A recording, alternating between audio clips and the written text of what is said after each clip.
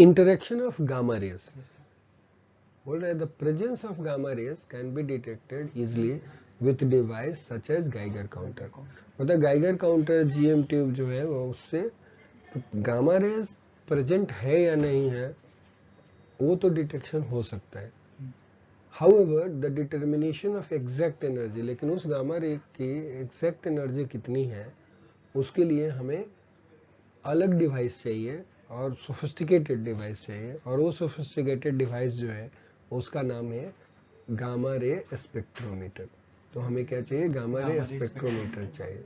और sodium iodide, the sodium iodide thallium activated detector जो है, it makes use of the interaction of gamma ray photon with matter. मतलब basically ये detector जो है, इसका जो गामा रे स्पेक्ट्रोमीटर जो है उसका मेन कंपोनेंट जो है वो सोडियम आयोडाइड, मतलब हार्ट जिसको बोलोगे कि sodium iodide thallium activated detector है। और वो किस प्रोसेस को यूज करता है कि गामा रेज जो है वो मैटर के साथ कैसे इंटरेक्ट करता है उसी प्रिंसिपल को यूज करता है, उसी मेथड को यूज करके उसकी एनर्जी को डिटरमिन करने में हमें मदद करता है। Basically gamma ray interact with matter mainly in 3 different ways. 3 different तरीके से गामा रे जो है वो इंटरेक्ट करता है। और एक है द फोटो इलेक्ट्रिक इफेक्ट पहला, दूसरा जो है द कॉम्पटन इफेक्ट है, और तीसरा जो है वो पेयर प्रोडक्शन है। और the probability of certain process to occur, मतलब ये प्रोबेबिलिटी है बेसिकली। याद रखिएगा कि जब भी गामा रे जो होगा वो मैटर से होकर के ट्रेवल करेगा, राइट, तो उस केस में क्या होगा कि ये 3 प्रोसेस जो है इनमें से तीनों प्रोसेस में से कोई भी प्रोसेस हो सकता है, और होने की रैंडम है। ये कोई जरूरी नहीं है कि फोटो इलेक्ट्रिक ही होएगा, कोई भी हो सकता है। फोटो इलेक्ट्रिक भी हो सकता है, कॉम्पटन भी हो सकता है, या पेयर प्रोडक्शन भी हो सकता है, राइट। किसकी प्रोबेबिलिटी ज्यादा है या प्रोबेबिलिटी कितनी है? कॉम्पटन के होने की प्रोबेबिलिटी कितनी है? आपका फोटो इलेक्ट्रिक के होने की प्रोबेबिलिटी कितनी है? एंड जो आपका पेयर प्रोडक्शन के होने की प्रोबेबिलिटी कितनी है वो डिपेंड करती है largely it depends on the energy of the gamma photon, basically energy of the gamma photon and the atom basically it is interacting with, दोनों चीज पे डिपेंड करेगा।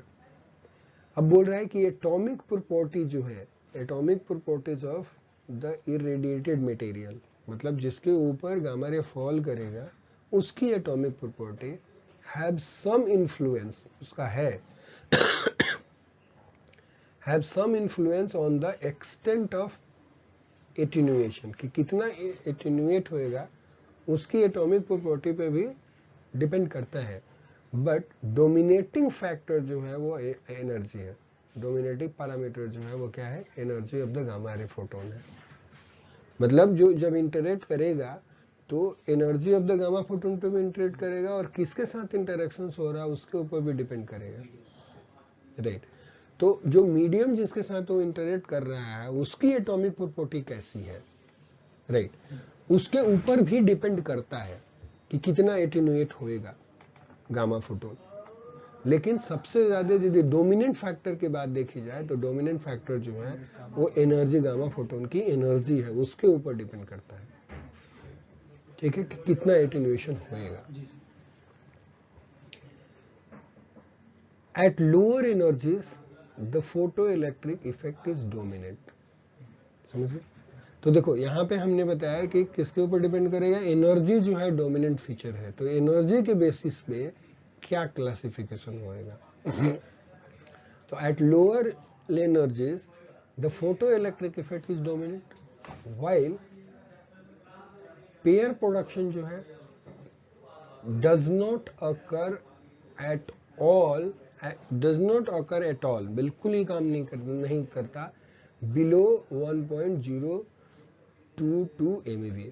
1.02 MeV से कम यदि होगा एनर्जी गामा फोटोन के तो पेयर प्रोडक्शन बिल्कुल नहीं होगा, एट मीडियम एनर्जी, अब उसके बीच बीच का एनर्जी, मतलब एनर्जी लो एनर्जी से, राइट, और 1.02 MeV के बीच की जो एनर्जी है, राइट, वो मीडियम एनर्जी पे द कॉम्पटन इफेक्ट जो है, कॉम्पटन इफेक्ट इज डोमिनेट। समझे? इस केस पे मीडियम एनर्जी पे कॉम्पटन इफेक्ट जो है वो डोमिनेट करता है। अब यहाँ पे देखो, ये यहाँ पे जो हमने बात करी थी कि the probability of certain process depends largely on the energy of the gamma photon और एटम जिसके साथ जो, या न्यूक्लियाइड, जिस न्यूक्लियाइड के साथ वो इंटरेक्ट कर रहा है, राइट उसके ऊपर डिपेंड करेगा। और बोला था प्रोबेबिलिटी की बात होगी, करेक्ट, कि किसका क्या परसेंटेज होगा। इस ये देखो यहां पे जो फिगर जो दिया है 2.20, ये एक इंपॉर्टेंट फिगर है। इसमें क्या है देखो, इस एक्स एक्सिस पे आपके पास क्या है, एनर्जी है, H we in mega electron volt, H new in mega electron volt लिखा है, एच न्यू एनर्जी होता है। So energy in mega electron volt, और यहाँ पे क्या है, Z of the atomic observer दिया हुआ।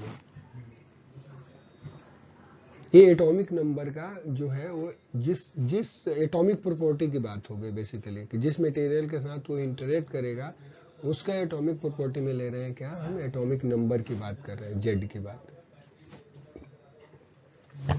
अब यहां पे देखो एक लाइन खींचा हुआ है, ये एक लाइन है, इस लाइन पे ये बोला है यहाँ पे इस एरिया में यहां से यहां तक, इस एनर्जी से लेकर के इस एनर्जी तक, यू गॉट इट, ये एनर्जी जो है, ये देख रहे हो, इस एक्सिस पे क्या है, ये जो टोटल इंटरेक्शंस की जो प्रोबेबिलिटी जो है, इस एरिया में फोटो इलेक्ट्रिक इफेक्ट जो है वो डोमिनेंट होगा। मतलब जो एनर्जी जो होगी, देखो 1 MeV तक रफली, देख लो, ये यहां तक जो होगा वो हमारा फोटो इलेक्ट्रिक जो होगा वो या रफली, राइट, यहां तक जो होगा फोटो इलेक्ट्रिक इफेक्ट जो है डोमिनेट करेगा। उसके बाद यहां बताया इस वैल्यू पे रफली, एक रफ जो स्ट्रेट लाइन नहीं है तो एग्जैक्ट हमें फिगर नहीं पता चल पा रहा, लेकिन लगभग 5 MeV। अब देखो 1 MeV से ऊपर हो गया, राइट, 1 MeV से ये 5 MeV तक, इस एरिया में ये देखो, ये जो एरिया जो है ना आपका, ये पूरा का पूरा, ये देखो कॉम्पटन का जो डोमिनेंट जो पैटर्न बताया, कॉम्पटन जो होगा, कॉम्पटन यहां से शुरू होते हुए ये पूरा कवर करेगा।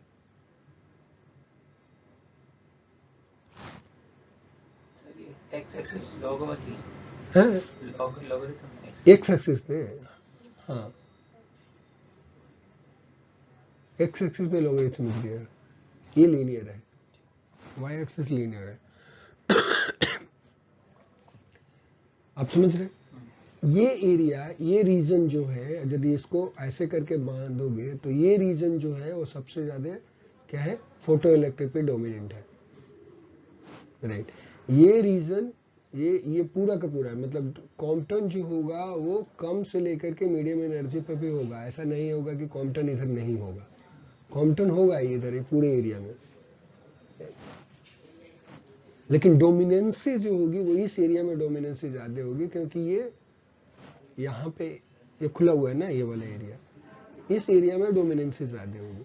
और पेयर प्रोडक्शन इस एनर्जी के बाद जब होगा तो पेयर प्रोडक्शन ज्यादा होता जाएगा, क्योंकि उसको जो बेयर मिनिमम कंडीशन जो था 1.002 MeV वो सेटिस्फाई हो गया, तो इससे जब एनर्जी जब ये होगी तो गामा फोटोन जो होगा वो पेयर प्रोडक्शंस लेकर के आएगा। समझ गए?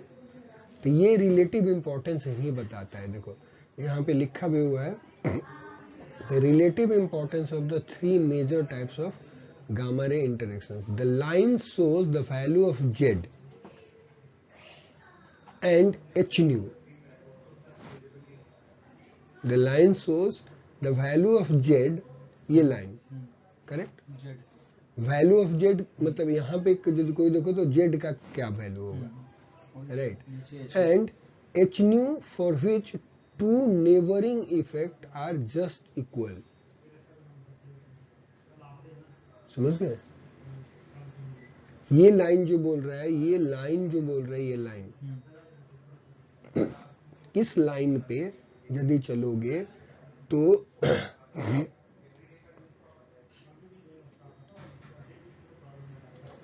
ठीक है। अब जब सपोज करो कि ये लाइन पे आया, राइट, कोई भी इस लाइन का पॉइंट ले लो, करेक्ट, इस लाइन पे लोगे तो एक साइड में क्या है, फोटो इलेक्ट्रिक इफेक्ट है, और दूसरी लाइन में क्या है, दूसरे में क्या है, कॉम्पटन इफेक्ट है, करेक्ट, कॉम्पटन इफेक्ट है। तो ये क्या बोल रहा है कि जब एक लाइन ये ले लो, सपोज करो कि एक पर्टिकुलर पॉइंट लिया, तो इधर की तरफ चलोगे तो आपको जेड मिलेगा, करेक्ट, और इधर की तरफ चलोगे तो क्या मिलेगा, आपको एक एनर्जी मिलेगी, राइट। तो ये बोल रहा है कि इस एनर्जी पे, इस एनर्जी का इस एक्सिस पे जो भी एनर्जी हमें मिलेगी, राइट, तो इस पर्टिकुलर एनर्जी पे यदि मटेरियल जो है जिसके साथ गामा फोटोन इंटरेक्ट कर रहा है, राइट, उसका एटॉमिक नंबर ये है, ये पर्टिकुलर कॉरस्पॉन्डिंग, जैसे मान लो कि आप 35 है एक एग्जाम्पल, और इसकी एनर्जी मान लेते हैं 120 MeV के आसपास, मतलब keV की है, करेक्ट। तो 120 keV 35 जेड के साथ, मटेरियल के साथ जब इंटरेक्ट करेगा तो उस पे फोटो इलेक्ट्रिक इफेक्ट और कॉम्पटन इफेक्ट के होने की इक्वल प्रोबेबिलिटी है। आप समझ रहे? समझ में आया बात? इस लाइन का मतलब ये है। अब जैसे मान लो कि ये लाइन के बाद देखोगे वैसे ही, तो इस लाइन पे जो भी है, करेक्ट, इस एनर्जी का फोटोन जो यहाँ पे लेगा, जैसे मान लो कि 0.75 MeV, करेक्ट, और यदि ये एनर्जी इसके साथ 60 एटॉमिक, रफली जो है 60 एटॉमिक नंबर वाले के साथ यदि इंटरेक्ट कर रही है मटेरियल के साथ, तो उस केस में फोटो इलेक्ट्रिक के और कॉम्पटन के होने की इक्वल प्रोबेबिलिटी है। ये देखो यहाँ पे क्लियर लिखा हुआ है, the lines shows the value of Z and H nu, Z मतलब atomic number and H nu जो है वो एनर्जी है, right, for which the two neighbouring effects, two neighbouring effects कौन सा है लाइन के, एक तरफ फोटो इलेक्ट्रिक है और दूसरी तरफ कॉम्पटन है। तो इस लाइन पे जो होगा वो दोनों की प्रोबेबिलिटी बराबर होगी इसके हर पॉइंट पे। समझ गया? ये लिखा है, इफेक्ट्स आर जस्ट इक्वल। इस एरिया में फोटो इलेक्ट्रिक डोमिनेंट, इस रीजन में कॉम्पटन डोमिनेंट, इस रीजन में पेयर प्रोडक्शन डोमिनेंट। उसी तरह से यहाँ पे देखोगे तो आपको इस पर्टिकुलर पॉइंट पे जो यहाँ पे हमने लाइन खींचा है, इस पर्टिकुलर लगभग 7 के आसपास, 7 MeV के आसपास में एनर्जी लोगे, राइट, और यदि 100 एटॉमिक नंबर होगा रफली अराउंड, यदि इस एक्सिस पे चलोगे, राइट, तो लगभग 95 के आसपास का यदि एटॉमिक नंबर है, तो उस केस में पेयर प्रोडक्शन के और कॉम्पटन इफेक्ट के होने की इक्वल प्रोबेबिलिटी है। इसमें दोनों की इक्वल प्रोबेबिलिटी है। Is it clear? ये ग्राफ इंटरप्रेट करना आना चाहिए और ये समझ होनी चाहिए आपको। ये बहुत इंपॉर्टेंट ग्राफ है इस चैप्टर का। आगे चले? बहुत बढ़िया। Although a large number of possible interactions mechanisms are known for gamma rays in matter, only 3 we have already हम लोग डिस्कस कर चुके हैं, only 3 plays important role in radiation measurement। जब रेडिएशन को मेजर करना हो तो उस केस में यही 3 जो है वो सबसे ज्यादा इंपॉर्टेंट है, photo electric absorption, Compton scattering and pair production. ठीक है? All these processes lead to partial और complete transfer of gamma ray energy. ये तीनों ही प्रोसेस जो है, all this process lead to the partial होगा या complete transfer of gamma ray photon energy होगा टू इलेक्ट्रॉन एनर्जी। जो इलेक्ट्रॉन जो है, इलेक्ट्रॉन को ये क्या करेंगे गामा फोटोन, या तो अपनी कंप्लीट एनर्जी ट्रांसफर करेंगे या पार्शियल एनर्जी ट्रांसफर करेंगे इलेक्ट्रॉन को। They result in sudden and abrupt changes.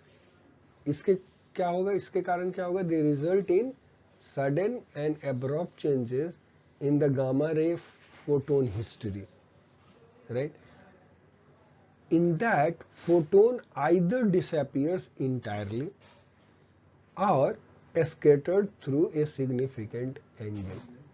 तो जो गामा फोटोन जो ट्रेवल कर रहा था, राइट, जो उसके फोटोन की जो हिस्ट्री थी, मतलब वो क्या होगा उसके साथ गामा फोटोन के, तो उस केस में क्या होगा, सडन और एब्रप्ट चेंज होगा। जब वो पार्शियल एनर्जी ट्रांसफर करेगा या वो कंप्लीट एनर्जी ट्रांसफर करेगा, तो उसकी हिस्ट्री में जो फोटो गामा फोटोन जो है उसके हिस्ट्री में एब्रप्ट चेंजेस होंगे, एकदम से होगा changes, right. Sudden and abrupt changes will occur in the gamma ray photon history. और क्या होगा वो एब्रप्ट चेंजेस, क्या होगा, आइदर द गामा फोटोन जो होगा वो डिसअपीयर हो जाएगा इंटायरली, या नहीं तो और is scattered through the significant angle, या तो वो एक सिग्निफिकेंट एंगल से स्कैटर्ड हो जाएगा। सो जैसे यहाँ पे देखो तो उसने क्या बोल, एक ऐसा समझ लो कि ये जो है वो इलेक्ट्रॉन है, राइट, एटम का, और गामा फोटोन जो है वो ऐसे करके इसको इधर से आ रहा है, करेक्ट। तो ये जब इसके साथ जब इंटरेक्ट करेगा, जब ये एनर्जी ट्रांसफर करेगा, तो ऐसा हो सकता है कि गामा रे इधर दिखे ही नहीं, कंप्लीट डिसअपीयरेंस, राइट। एक बात, सडन इसकी हिस्ट्री बदल गई, यहां दिख रहा था यहां पे नहीं दिख रहा है, कंप्लीट डिसअपीयरेंस। दूसरा क्या हो सकता है कि डिफ्लेक्शन बोला है। दूसरा scattered through the significant angle. Scattered का मतलब होता है सिर्फ कि अपना जिस डायरेक्शन में गामा फोटोन जा रहा था वो डायरेक्शन चेंज हो जाए यदि, तो उसको स्कैटर्ड बोलेंगे। तो उस केस में मान लो कि ये इसका ओरिजिनल डायरेक्शन था जाने का गामा फोटोन का, लेकिन इधर की तरफ नहीं जा करके जब इसके साथ जब इलेक्ट्रॉन के साथ इंटरेक्ट किया, either it goes into this directions, right, or it goes into this directions, it might go into this directions, it might just reverse back into this direction, correct। तो ये all directions जिधर भी जाए except this, ये सीधे straight line ना जाए, तो उसको बोलेंगे स्कैटर्ड हो गया, ठीक है। वो कैसे भी डायरेक्शन जाए, सिर्फ ओरिजिनल डायरेक्शंस की तरफ नहीं जाना चाहिए, that is the only important point है स्कैटरिंग। स्कैटरिंग होने के लिए अलग डायरेक्शंस में होना चाहिए, right. This behaviour is in marked contrast to the charge particle. लेकिन चार्ज पार्टिकल में यही बिहेवियर जो है, इसका सडन डिसअपीयरेंस होना या अपना स्कैटर्ड हो जाना, ये बिहेवियर जो है फोटोन का, वो चार्ज पार्टिकल में ऐसा नहीं होता कि सडन डिसअपीयर हो जाएगा जैसे वो इनकाउंटर करेगा तो, या सडनली वो अपना जो होगा वो डायरेक्शन चेंज करेगा ही करेगा, समझ गए। देखो आप अल्फा पार्टिकल में इंटरेक्ट करता है फिर भी सीधे चलता है।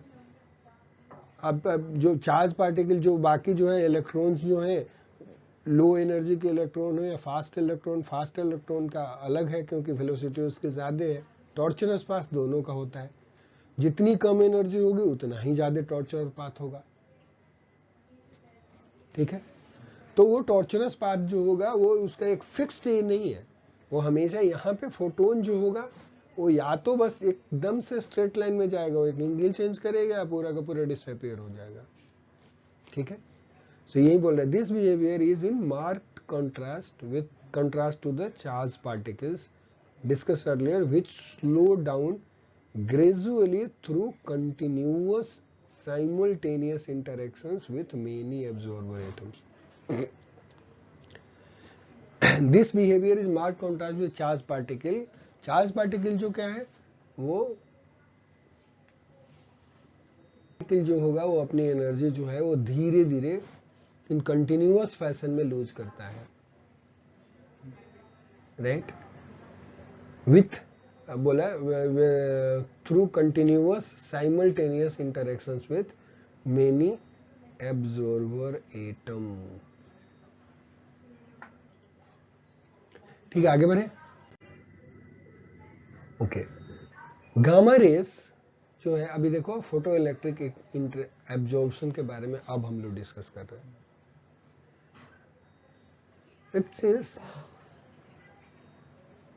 gamma rays is considered as a stream of light quanta or photons of the energy where is the frequency of the light, where h जो है वो frequency of the, sorry, nu is the frequency of the light and h जो है Planck's constant है। उस equation में यदि h is equal to हम nu लिख रहे हैं तो उस केस में ये है आपका एनर्जी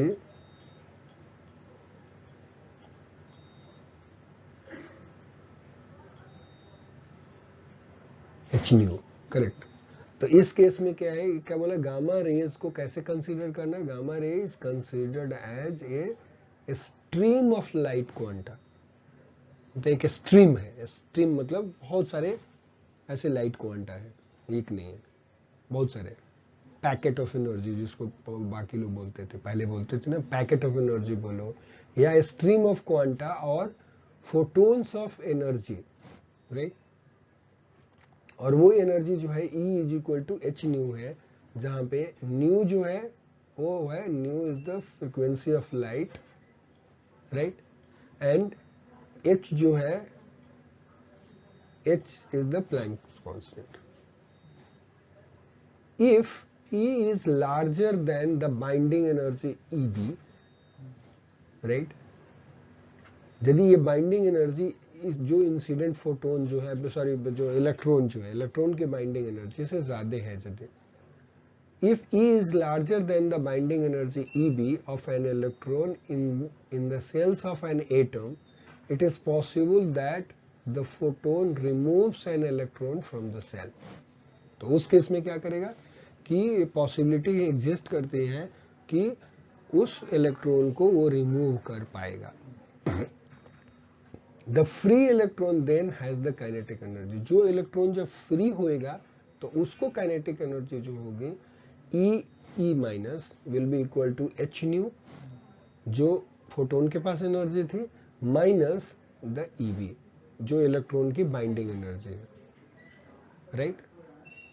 तो उस इलेक्ट्रॉन की काइनेटिक एनर्जी जो होगी वो ये बन के आएगी, ठीक है। तो किस काइनेटिक एनर्जी के साथ इलेक्ट्रॉन जाएगा, मूव करेगा फर्दर इन दैट एटम्स, वो डिसाइड करेगा ये एनर्जी।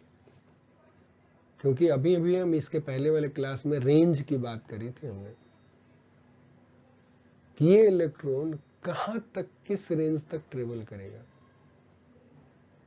कैसे अपनी एनर्जी डिसिपेट करता है, उसके लिए प्रीवियस आपको लेक्चर ध्यान से सुनना पड़ेगा, समझ गए, कि वो कितना दूर तक ट्रेवल करेगा, क्या वो इलेक्ट्रॉन उससे भी बाहर निकल जाएगा उस मैटर से, राइट। अब याद रखिएगा जल्दी, बिल्कुल सपोज करो कि आपने पेरीफेरी पे आ गए, सपोज करो कि सोडियम आयोडाइड क्रिस्टल है, राइट, और फोटोन जो है वो इंटरेक्ट करके इधर की तरफ यहाँ पे आकर के वो अपनी एनर्जी डिपॉजिट करता है, तो यहाँ से इलेक्ट्रॉन निकलेगा ना, और वो इलेक्ट्रॉन यदि सीधे इधर की तरफ आ रहा है, मतलब इस डायरेक्शन में चले, इलेक्ट्रॉन यदि इस डायरेक्शन, यहाँ से जो इमिटेड इलेक्ट्रॉन जो है वो इलेक्ट्रॉन यदि इस डायरेक्शन में चले, तो ऐसा हो सकता है कि वो यहाँ से जो है इस मटेरियल से बाहर चला जाए, पूरा को पूरा अपना एनर्जी ना डिपॉजिट करे, और ये बाहर भी आ सकता है, समझ गए। तो ये चीजें ध्यान में रखनी है, ये गामा रे स्पेक्ट्रोमेट्री में बहुत काम आएगा, आपको समझ में आएगा वो चीजें। ऐसा हो सकता है कि यही इलेक्ट्रॉन जो है मल्टीपल स्कैटरिंग हो इसके, और पूरी की पूरी एनर्जी जो है, चूंकि इसका पाथ ऑलरेडी टॉर्चरस होता है, और पूरा का पूरा एनर्जी जो हो वो इस क्रिस्टल के अंदर डिपॉजिट कर दे। तो वो एक एनर्जी जितनी डिपॉजिट करेगा वो गामा रे स्पेक्ट्रोमीटर में जाकर के उस पर्टिकुलर पॉइंट पे जाकर के स्पेक्ट्रम में जाके अपीयर होएगा। ठीक है, ओके। नाउ ये जो है टाउ जो दिख रहा है आपको, एक टी का जो दिया है, मतलब ये प्रोबेबिलिटी कितनी होगी, what is the probability that ये फोटो इलेक्ट्रिक इफेक्ट होगा, उसको बताए। It will be approximately equal to constant, कोई एक पर्टिकुलर कांस्टेंट होगा, मल्टीप्लाइड बाय जेड का पावर n है, डिवाइडेड बाय ई गामा, मतलब उसकी एनर्जी का पावर जो है वो 3.5 है। समझ गए? 3.5, हाँ 3.5 के आसपास में, राइट। जेड का पावर n है, राइट, और एनर्जी में e टू द पावर 3.5 है। और इसको भी बोलते हैं कि n का वैल्यू जो है वो 3 to 5 के बीच में वेरी करता है। लोगों ने एक्सपेरिमेंटली जो है ऐसा करके दिखाया है। ठीक है, ये डायग्राम क्या रिप्रेजेंट कर रहा है? डायग्राम बोल रहे हैं schematic representation of the photo electric effect है, जिसमें क्या दिखा रहा है ये, the incident photon transfers its energy to a photo electron and disappears. मतलब ये क्या करते हैं, ये इंसिडेंट फोटोन जो है, यहाँ पे इलेक्ट्रॉन जो था वो उसको अपनी पूरी की पूरी एनर्जी ट्रांसफर कर दे रहा है, और ये खुद डिसअपीयर हो जा रहा है, अब ये नहीं दिख रहा है, और सारी एनर्जी जो है वो इजेक्टेड फोटो इलेक्ट्रॉन जो है लेके जा रहा है। और वो एनर्जी कितनी होगी? वो एनर्जी निकलेगी इससे, फोटोन की एनर्जी माइनस इसकी बाइंडिंग एनर्जी, उस एनर्जी को लेकर के इलेक्ट्रॉन निकलेगा। ठीक है, thus the entire energy of the photon has been transmitted to the emission of electron and the emitted electron itself. Considering the cell structure of the atom, it is evident that the probability for this effect rises around the binding energy of the different cells. तो ये क्या बोल रहे हैं कि ये considering the cell structure, considering the cell structure of the atom, it is evident that the probability for this effect, मतलब photo electric effect की प्रोबेबिलिटी राइज करेगी, कब कब कब राइज करेगी? Around the binding energy of the different cells पे। मतलब यदि मान लो कि के सेल की बाइंडिंग एनर्जी है तो के सेल का इलेक्ट्रॉन निकलेगा, एम सेल का भी निकलेगा, एल का भी निकलेगा, राइट। तो के सेल, एल सेल और एम सेल पे जो बाइंडिंग एनर्जी होगी उस मटेरियल के, के सेल की बाइंडिंग एनर्जी होगा, वहां पे probability of photo electric effect ज्यादा होगा। समझ गए? इसका मतलब ये है। फिर उसके बाद एल सेल पे ज्यादा होगा, फिर एम सेल पे ज्यादा होगा। ओके, इट सेज, यही चीज बोल रहा है, consider it is evident that the probability for this effect rises around the binding energy of the different cells. Since these binding energies are typically below 100 keV, और generally जो होता है कि इनकी बाइंडिंग एनर्जी जो होती है वो 100 keV से कम होती है, राइट। तो द फोटो इलेक्ट्रिक और the photo effect is the most dominant way of interactions there. मतलब 100 keV से कम यदि एनर्जी होगी तो उस केस में फोटो इलेक्ट्रिक इफेक्ट ज्यादा होगा, क्योंकि binding energy of the atom जो है वो जो उनके वो 100 keV से नीचे ही होती है ज्यादा। समझ गए? तो इसलिए 100 keV से नीचे जो होगा वो फोटो इलेक्ट्रिक इफेक्ट के ज्यादा होने की संभावना है। आगे चले?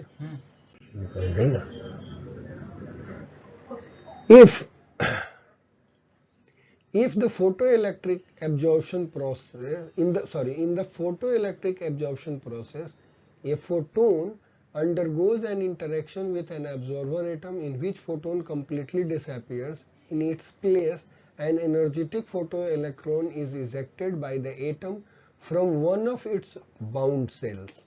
The interaction is with the atom as a whole and cannot take place with free electrons. ठीक है? The gamma rays of sufficient energy, for a gamma rays of sufficient energy, the most probable origin of the photoelectron is the most tightly bound K cell electron, K cell of the atom. For gamma rays of energy more than a few hundred keV, यदि 100 keV से ज्यादा होगा, the photoelectron carries off the majority of the original photon energy. ठीक है, clear है? इसको repeat करने समझाने की जरूरत है नहीं है? बहुत बढ़िया. चलो एनीवे, देखो ये क्या है, यहाँ पे देखो तो ये न्यूक्लियस है और इलेक्ट्रॉन्स जो है वो सेल में चक्कर लगा रहे. तो जो सबसे आउटर मोस्ट ऑर्बिट में जो होगा वो उसकी बाइंडिंग एनर्जी कम हो जाएगी. तो वो that can be considered as a free electron. तब अगेन एक फ्री इलेक्ट्रॉन का और भी डेफिनेशन है, समझे, कि कब उसको फ्री इलेक्ट्रॉन कंसीडर करेंगे. वो एनर्जी जो इंटरेक्ट कर रहा है उसके से भी कंपेयर करते हैं कई लोग, वो वैसा भी मिलेगा लिखा हुआ. लेकिन ऑलमोस्ट इसकी जो बाइंडिंग एनर्जी जो होगी वो वैलेंस इलेक्ट्रॉन वाले को, कि वो उसको फ्री इलेक्ट्रॉन लिखते हैं लोग, क्योंकि उसको बोलते हैं कि यदि मेटल है कोई तो मेटल में यही वैलेंस इलेक्ट्रॉन जो है वो आराम से एक एटम से दूसरे में ऐसे सरफेस पे घूमते रहते हैं. So they considered as a free electrons. तो जनरली आपको आउटर मोस्ट ऑर्बिट वाले ही जो होंगे वो फ्री इलेक्ट्रॉन के तरफ कंसीडर करे जाएंगे. लेकिन जब फोटो इलेक्ट्रिक इफेक्ट की बात कर रहे हो तो एटम एज ए होल, पूरा का पूरा एटम के साथ गामा फोटोन इंटरेक्ट कर रहा है, और जो फोटो इलेक्ट्रॉन जो निकल के आएगा उसका मोस्ट प्रोबेबल ओरिजिन जो होगा वो क्या होगा, the most tightly bound are K shell of the atom. समझे? Right. For gamma energies of energy, for gamma rays of energy, for gamma ray energies of more than a few hundred keV, उस case में क्या होगा, photo electron carries of the majority of the original photon energy. उस case में क्या करेगा, photon जो होगा वो मैक्सिमम एनर्जी, अपनी सारी की सारी एनर्जी ट्रांसफर कर चुका है, डिसअपीयर हो गया. तो जो एनर्जी जो फोटो इलेक्ट्रॉन की एनर्जी जो होगी वो, मतलब बेसिकली हमने वही देखा ना कि H माइनस ई बाइंडिंग, जो बाइंडिंग एनर्जी थी वो जो बचेगी वो सारा का सारा जो होगा फोटो इलेक्ट्रॉन लेकर जाएगा. ठीक है. In addition to the photo electron, the interaction also creates an ionised absorber atom, right, with a vacancy in one of its bound cells. क्या करेगा, ये आयोनाइज्ड एटम उसको बना देगा. और वैकेंसी कहां पे क्रिएट हुई है, it is in one of its bound shells. मतलब कोई भी जो बाउंड उसके सेल्स है किसी एक में होगा कहीं ना कहीं, right. This vacancy is quickly field through the capture of A free electron from the medium. जो इलेक्ट्रॉन वैसे वैसे घूम रहे थे तो वो उसको कैप्चर कर सकते हैं, एंड और rearrangement of electrons from other sales of the atoms. देखो वो फीलिंग कहां से हो सकती है, एक तो दूसरे एटम का जो फ्री इलेक्ट्रॉन मूव कर रहा था वो भी आके को वैकेंसी को फिल कर सकता है, या उसी एटम का अदर सेल का एटम जो है आकर के फिल कर सकता है. This is clear. देखो, this vacancy is quickly filled through the capture of a free electron from the medium. मतलब वो उस एटम का कोई जरूरी नहीं है, राइट. एंड और दोनों ही पॉसिबिलिटी है, rearrangement of electron from other sales of the atom. ठीक है जी. Therefore, one or more characteristic X-ray photon may also be generated. उस केस में एक से ज्यादा कैरेक्टरिस्टिक एक्सरे फोटोन भी जेनरेट होंगे in case of photo electric effect में, राइट. वही वाला फंडा, जब आके उस एटम का जब फिल करेगा तो जो एनर्जी डिफरेंस जो था वो रेडिएट करेगा as a characteristic X ray. Although in most cases these X-rays are reabsorbed close to the origin site through photoelectric absorptions involving less tightly bound cells, their migration and possible escape from the radiation detectors can influence their response. देखो radiation detector में जब detector as a radiation detector की बात देखते हो, जैसे मान लो sodium iodide thallium activated detector, तो वहां पे क्या होएगा, जो ये फोटो इलेक्ट्रॉन जो निकला है या कैरेक्टरिस्टिक एक्सरे जो निकला, वो बोल रहा है कि वो कैरेक्टरिस्टिक एक्सरे खुद भी रीएब्सॉर्ब हो सकता है close to the original site through which photoelectric absorption site through photoelectric absorption, मतलब जहां से जिस साइट से वो निकला था वो वहीं पे ओरिजिनल साइट जहां से फोटो इलेक्ट्रॉन निकला था उसी साइट पे कैरेक्टरिस्टिक एक्सरे का रीएब्जॉर्प्शन भी हो सकता है, जो एनर्जी जो आई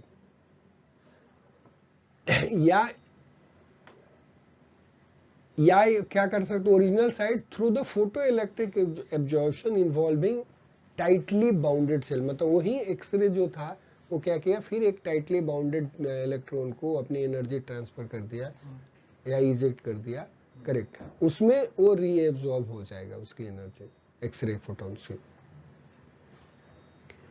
देयर माइग्रेशन, या नहीं तो वो फोटो इलेक्ट्रॉन जो होगा ये उसको जो मतलब जो इलेक्ट्रॉन निकलेगा, their migration and possible escape, या तो वो माइग्रेट करेगा एक्सरे फोटॉन्स या एंड पॉसिबल एस्केप हो सकता है रेडिएशन डिटेक्टर से, मतलब हो सकता है कि वो एब्जॉर्ब हुई ही नहीं, पूरी की पूरी एनर्जी जो है वो एक्सरे फोटोन जो इमिट हुआ वो पूरा का पूरा बाहर निकल जाए, राइट उसमें एब्जॉर्ब हुए ही नहीं।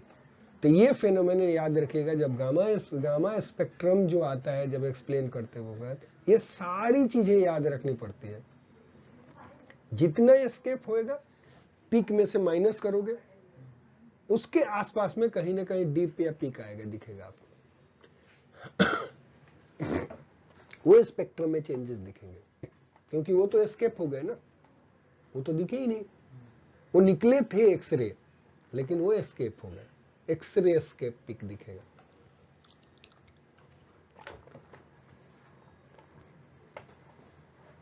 समझ में आया? In some fraction of cases क्या हो सकता है, the emission of an Auger electron can substitute for the characteristic X-ray in carrying away the atomic excitation energy। ऐसा हो सकता है कि कुछ केस में Auger इलेक्ट्रॉन निकल सकता है एक्सरे के जगह पे, तो ये सारे फेनोमेनन जो है वो होंगे। ठीक है जी, I think we will stop it here, इससे ज्यादा आज नहीं करेंगे, ठीक है, आगे से इसके बाद की चीजें जो है हम आगे करेंगे, so will pause it here.